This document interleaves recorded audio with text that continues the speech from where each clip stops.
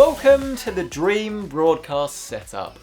This has been in the works for a few months, but it is now finally ready to show off, and I could not be happier with how it's turned out. Before we get started, I just want to give a massive thank you and shout out to Corsair and Elgato.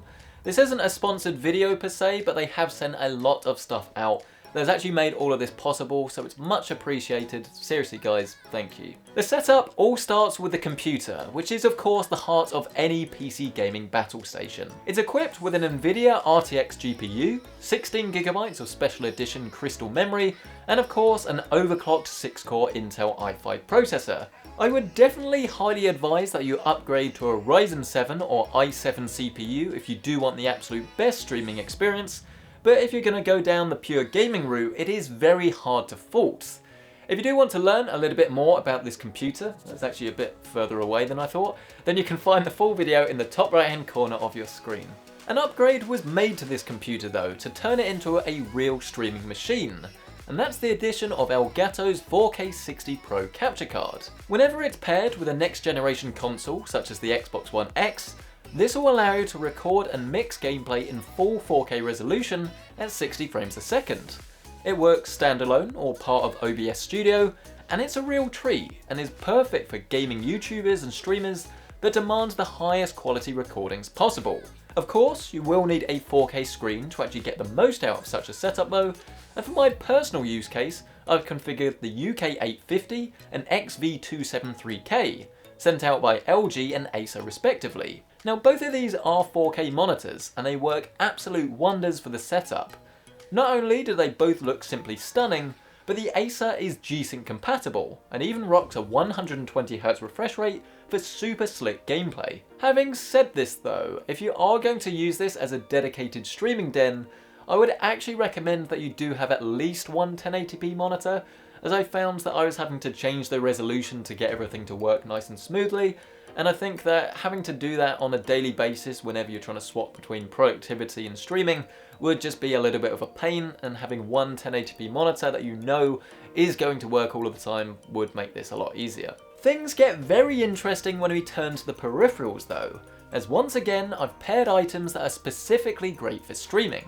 Oddly enough, the keyboard isn't my favourite on the market today though. You see, the K70 low profile is a fully mechanical keyboard with specifically designed switches for gamers that want something a little lower in form factor. This means that it's not actually quite as satisfying as a fully fledged cherry red switch, but it's actually a whole lot quieter, which is something that is truly invaluable whenever you're hammering the keys and recording audio at the same time.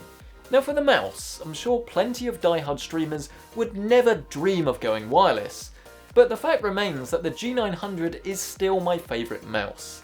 Logitech sent this out over a year ago, and despite trying an endless amount over the years, I still find the G900 to be the most comfortable and most accurate mouse for gaming, and it's something I wholeheartedly recommend. Now for my headset of choice, this remains Corsair's HS70, as it's a wireless pair of cans that's reasonably priced, but also delivers the goods in terms of outright audio quality. When you throw in the practicality of wireless with strong battery and great range, well, you're onto a real winner. Now obviously a headset is fantastic for multiplayer gaming, and if you're new to streaming it's a great entry point, but if you're wanting something a little bit more professional, well, you're going to need something a bit bigger. Now the Blue Yeti is nothing new, but it's been used on the channel for years, with very few bad traits to complain about. The recordings are rich and clear, and it's incredibly easy to set up with your computer thanks to its extended USB connection. The included stand, however, was always prone to picking up a bit of desk noise, so I've finally swapped this out for something cheap and cheerful in the form of a mounting arm from Amazon. Perhaps my favourite part of this setup though actually comes in the form of Elgato's Stream Deck Mini. If you've not heard of this before, then I don't blame you, as it's not something I've ever really thought to include before. What it does is actually pretty simple, as it allows you to set up contextual commands to better operate your setup. This can be as simple as opening YouTube in the web browser, or as complicated as starting your web stream, tweeting out a notification, and turning on your lights and cameras, all from a single button press. The final piece of the puzzle lies with our camera setup, which is more advanced than ever. It's all enabled via Elgato's new camera connector, dubbed the CamLink 4K. Now this does exactly what it says on the tin, which is to allow you to connect your professional 4K camera to your computer, and then record directly onto your hard drive. So the beauty of this setup is just how flexible it is. So for what I would use it for is mainly a bit of game recording rather than streaming itself. But because it's so flexible, I have my camera up there connected via the CamLink 4K. I use the Stream Deck to swap to the A cam, so this is now, we can see me in my lovely pasty 4K glory. But then I could swap back if I wanted to the desktop, and then use this computer if I wanted to do some news or something. This is obviously the way you would show that off before going back into the game stream and actually, well, dying apparently. But what good is a professional camera without proper lighting? Because yes, Elgato even have you covered here too. Their new Keylight couldn't be more aptly named, as it's a desk-mounted streaming lighting system that's controlled over Wi-Fi, and it interfaces directly with your PC, Stream Deck and iPhone. And so then, this is the setup.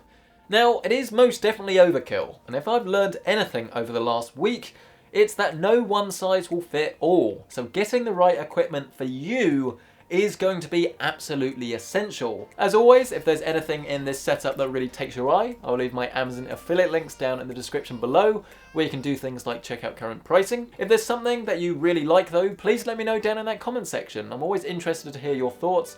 Is there something that I've done a good job on here, or is there something I've missed? And what would you like me to start streaming? It seems a bit of a shame to actually waste the opportunity we have here, so maybe we should get some live shows going. I don't know, let me know your thoughts.